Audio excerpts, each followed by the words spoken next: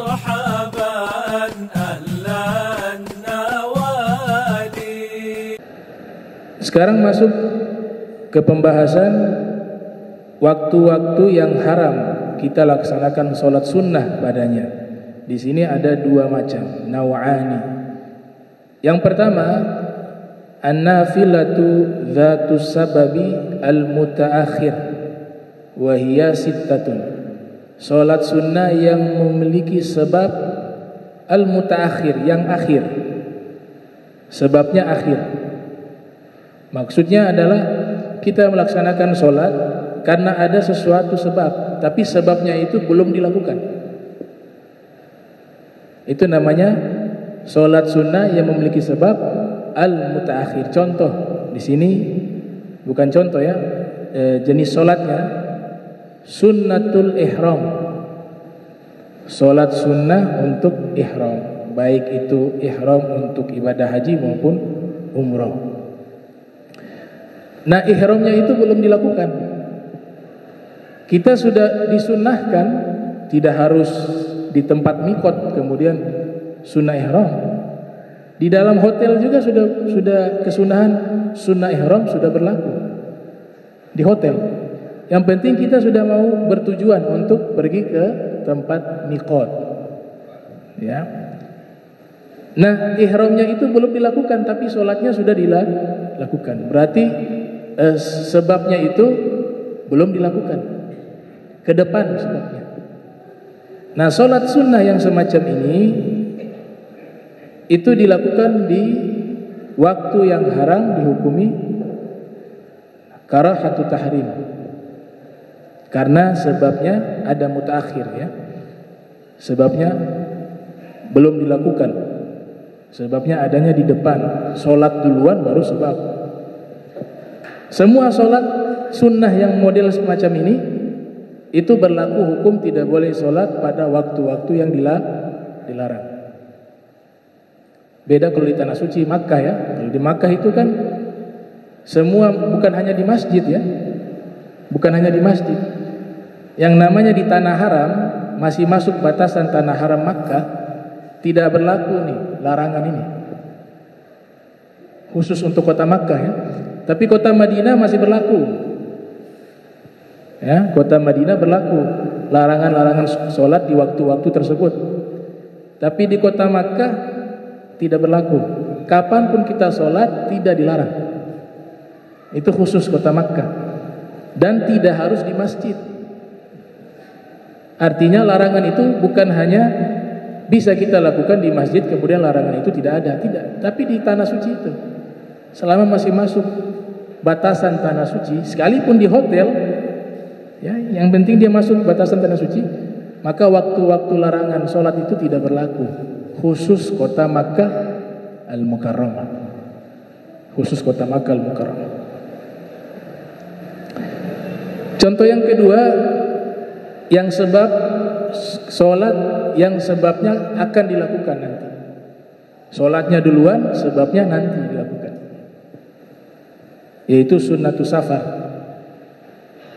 Nah, safarnya belum dilakukan, tapi sholatnya sudah sunnah. Maka ini masuk juga kepada as-sholatul lati tahrumu fi hadhil awqat al-khamsah. Ya. Yang berikutnya sunnatul istikharah. Istikharah juga masuk. Karena kita sholat istikharah karena ada sebab yang akan kita lakukan, ya. Misalnya yang mau menikah, nikahnya belum, tapi sholatnya lebih dulu. Bingung pasangannya yang mana, ya dia sholat, ya. Dia masuk juga. Sholat tersebut tidak boleh dilakukan di waktu-waktu yang dilarang sholat. Kemudian ada sunnatul qatl, ya. Sholat sunnah sebelum perang atau dieksekusi. Ada sholat sunnah. Ini sahabat Adi bin Hatim, ya, kalau tidak salah namanya. Salah satu sahabat, ya, saya lupa namanya siapa tuh. Beliau yang pertama kali membuat sholat sebelum dieksekusi. Jadi orang-orang musyrik menangkap beliau kemudian mau dieksekusi. beliau minta izin sholat dulu 2 rakaat. Selesai sholat 2 rakaat, kemudian dieksekusi. Itu juga masuk sholat sunnah. Jadi dalam hukum Islam ini pelaku mau dikisos, mau dihukum mati, itu sebelum dieksekusi sunnahnya sholat 2 rakaat. Namanya sunnatul qatl. Yang kelima, sunnatul khuruji minal manzil, sunnah mau keluar dari rumah. Dan yang keenam, sunnatul hajat, sholat sunnah hajat, sholat hajat. Nah, ini namanya sholat sunnah yang memiliki sebab mutaakhir. Ya, sebabnya di depan. Yang kedua, nafilatu mutlaq, nafilatu mutlaqah, sholat sunnah mutlaqah. Wa hiya allati laisa laha sababun wala waqtun. Kalau yang namanya sholat sunnah mutlak tidak memiliki sebab, bukan karena sebab, pengen sholat saja, dan tidak memiliki waktu khusus. Hukumnya itu diantaranya adalah sholat tasbih, masuk juga sholat nafilah al-mutlaqah, dan sholat-sholat yang tidak memiliki sebab dan tidak memiliki waktu yang ditentukan. Wa yustasna min hadza tahrim makanan wa zamanan. Dari sekian sholat tersebut, waktu-waktu yang dilarang sholat, ada yang dikecualikan keharamannya, baik itu berkaitan dengan tempat dan zaman. Yang berkaitan dengan tempat, maksudnya larangan-larangan sholat tidak berlaku tadi yang saya katakan. Kalau tempat itu hanya khusus kota Makkah, haramu Makkah ay al-masjidu wa ghairuhu min hududil haram, yaitu masjidnya dan yang bukan masjid selama masuk ke dalam batasan-batasan tanah haram. Larangan sholat itu tidak berlaku. Jadi misalnya di Makkah mau sholat ba'da asar, bisa. Sholat ba'da subuh, bisa. Tidak ada larangan. Ya, ba'diyah subuh, ba'diyah asar. Itu khususnya kota Makkah. Fatajuzu sholatu fi ayyi waqtin. Maka hukumnya boleh sholat di tanah suci tersebut atau di tempat tersebut di waktu manapun. Enggak ada larangan fi ayyi waqtin. Kemudian yang kedua, zamanan minastiwa hatta zawali yaumal jum'ah.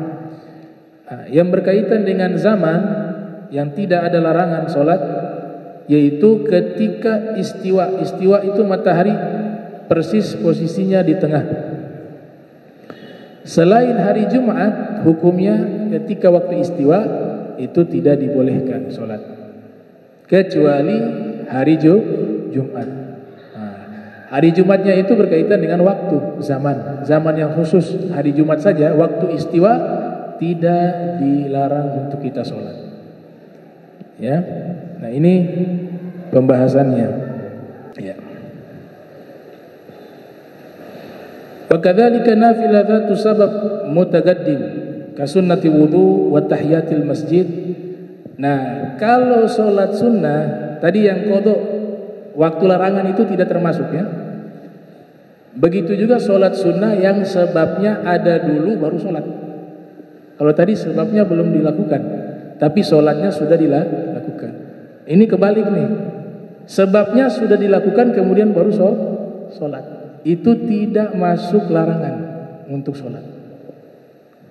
Di sini disebutkan contohnya sunnah al-wudu, kasunnatil wudu. Kita kan wudu dulu baru sholat sunnah. Jadi perbuatan wudu sudah dilakukan terlebih dahulu, baru sholatnya belakangan. Kalau yang seperti ini tidak masuk larangan. Mau ba'da asar juga gak apa-apa. Sunnah wudu. Yang berikut tahiyatil masjid. Sholat sunnah tahiyat al masjid. Kita masuk masjid dulu baru bisa sholat. Berarti sebabnya dilakukan dulu baru sholat. Itu juga tidak terlarang. Masuk masjid sholat 2 rakaat. Saya teringat satu kisah. Karena berkat sholat tahiyatul masjid, ini orang jadi ulama besar. Gara-gara sholat tahiyatul masjid. An-Nabi sallallahu alaihi wasallam di dalam hadis riwayat Al-Imam Al-Bukhari yang lahir 194, wafat 256 Hijriah, Nabi menyatakan, "Idza dakhala ahadukum al-masjida fala yajlis hatta yusalliya rak'ataini." Apabila salah seorang di antara kalian masuk ke masjid, maka jangan dia duduk. Kalau duduk, kesunahan tahiyatul masjidnya hilang.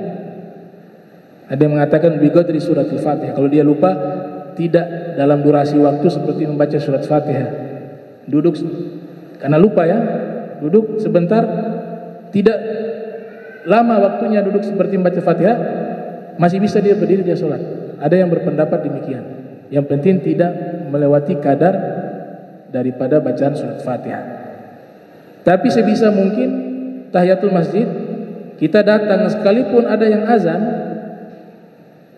Sholat maghrib ini kan di Ternate, kita azan qomat langsung sholat. Nah itu jangan duduk. Datang jangan duduk, tetap berdiri sampai selesai azan. Tidak mungkin dia sholat sunnah, karena tidak mungkin, karena iqamah langsung sholat maghrib. Maka dia langsung gabung saja sholat maghrib seperti biasa. Dia tetap dapat pahala tahiyatul masjid, karena melaksanakan sholat maghrib dan dia belum duduk. Dia belum duduk, dapat pahala, karena tidak memungkinkan waktu untuk dia sholat tahiyatul masjid. Tapi kalau waktunya masih luas, masih panjang, belum melaksanakan sholat wajib, sekiranya ketika masuk jangan duduk, sholat 2 rakaat. Itu yang disampaikan oleh Nabi kita Muhammad SAW. Jangan duduk kecuali sholat 2 rakaat, kata Rasul.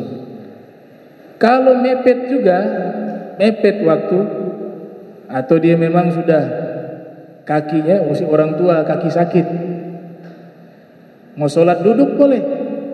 Kalau memang tidak mau lagi, malas sekali, kata Imam Al-Ghazali, baca Al-Baqiyatus Sholihah 4 kali. Itu sudah menjadi tahiyat bagi dirinya. Tahiyat untuk masjid. Subhanallah walhamdulillah wala ilaha illallah wallahu akbar. 4 kali itu mengganti tahiyatul masjid.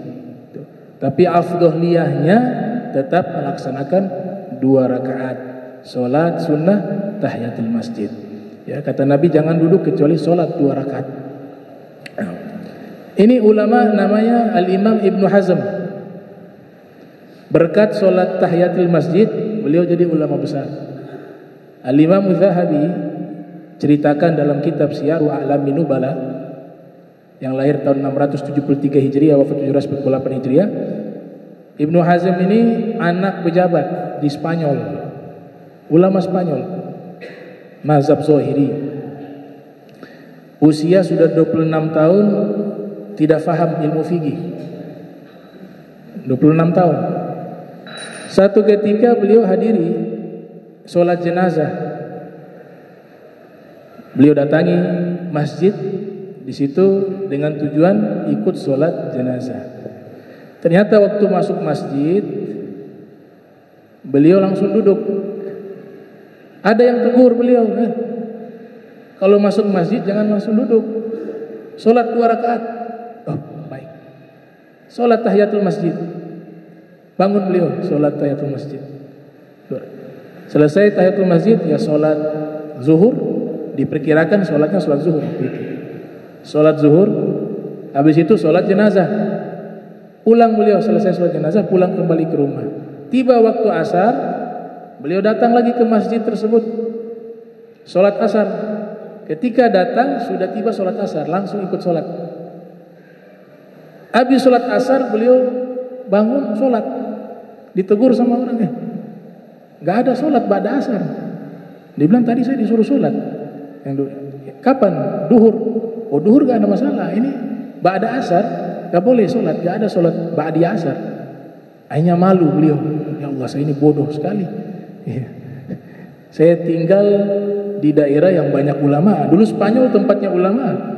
Imam Qurtubi Spanyol, Imam Syatibi Spanyol, Ibnu Arabi Spanyol. Banyak. Al-Imam yang lahir di Valencia ada, yang lahir di Murcia ada, yang lahir di Cordova, yang di Madrid, banyak ulama. Malu beliau, kok saya tidak paham nih hukum. Maka setelah itu beliau pulang dari masjid kembali ke rumah, beliau tanya ke keluarganya, di sini ada orang alim tidak? Tolong bawa saya ke tempat orang alim. Waktu itu ada orang alim namanya Syekh Abu Abdillah Al-Maliki, bermazhab Maliki. Oh, ada itu orang alim namanya Syekh Abu Abdillah Al-Maliki. Tolong bawa saya ke sana. Dia minta tolong ke familinya. Kenapa kamu? Saya malu sekali tadi. Ya. Saya sholat di waktu yang dilarang, ba'da asar. Saking saya tidak tahu nih hukum. Tolong sampaikan saya, antarkan saya ke ulama tersebut agar saya mau belajar ini agama, ilmu agama Islam ini, terutama masalah fikih. Maka diantarkan kepada Syekh Abu Abdillah. Ketemu Syekh Abu Abdillah, dikasih usul, kamu belajar kitab Al-Muwatta Imam Malik. Karena waktu itu mazhab yang memang resmi di situ mazhab Maliki, ya. Mazhab Maliki itu di Spanyol. Beliau belajar dalam waktu 3 tahun. Beliau kuasai itu ilmu. Ya, salah satu awam. Kemudian mulai menghadiri majlis-majlis para ulama, diskusi dengan para ulama, mengambil istifadah dengan mereka. Nama beliau menjadi sangat terkenal. Al-Imam Ibnu Hazm, pengarang kitab Al-Muhalla. Saking alimnya beliau, padahal belajarnya terlambat. Start belajar 26 tahun. Biasanya para ulama sudah dari sejak usia anak-anak. Tapi bisa menjadi salah satu ulama yang produktif. Disebutkan di dalam kitab Tarikh Al-Islam, beliau menulis kitab 400 judul kitab dari berbagai disiplin keilmuan, multidisipliner, menguasai banyak ilmu. Itu namanya Al-Imam Ibnu Hazm. Ini berkat apa? Barokah sholat tahiyatul masjid. Gara-gara sholat tahiyatul masjid, malu tidak paham hukumnya tentang waktu-waktu yang dilarang, justru memotivasi beliau untuk bisa sungguh-sungguh belajar ilmu agama. Akhirnya menjadi salah satu ulama besar bernama Al-Imam Ibnu Hazm. Cuma sayangnya mazhabnya punah, regenerasi tidak ada, tidak ada penerus, ya. Kalau ada penerus mungkin ada 5 mazhab. Karena mazhab Al-Zahiri ini memang secara tekstual, makanya namanya Abu Daud Al-Zahiri. Awalnya Syafi'i, kemudian beliau buat mazhab sendiri namanya mazhab Abi Daud Al-Zahiri. Al-Zahiri itu artinya zahir, jadi memahami nas secara tekstualis, secara zahir. Nah, ulama besarnya bernama Al-Imam Ibnu Hazm. Akan tetapi di beberapa kitab ulama 4 mazhab, nama beliau selalu dikutip, ya. Dan kitab beliau masih ada sampai sekarang.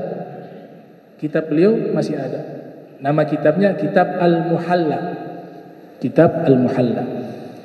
Nah, ini terkait dengan tahiyatul masjid. Jadi tahiyatul masjid boleh dilakukan di waktu-waktu yang dilarang sholat tersebut. Sholat sunnah, wudu juga bisa, karena sebabnya ada dulu baru sholat. Yang tidak boleh, sebabnya belum ada, sholatnya sudah dilakukan. Itu yang tidak boleh. Kemudian yang boleh juga, sekalipun itu di waktu-waktu yang dilarang sholat, yaitu sholat sunnah yang muqarin, berbarengan dengan sebab. Tadi kan sebabnya ada duluan, dan sebabnya sudah dilakukan, sebabnya belum dilakukan tadi. Kalau yang ini, kita sholatnya sebabnya berbarengan dengan sholat. Sholat apa kira-kira? Sholat gerhana. Kita sholatnya kan ketika gerhana. Nah, itu juga tidak masuk waktu yang dilarang. Mau gerhananya ba'da asar, ba'da subuh, ketika dia gerhana, sholat tidak dilarang. Dan waktunya mengikuti sebab tersebut. Kalau gerhananya injila, kata para fuqaha, gerhananya sudah hilang, kesunahannya hilang.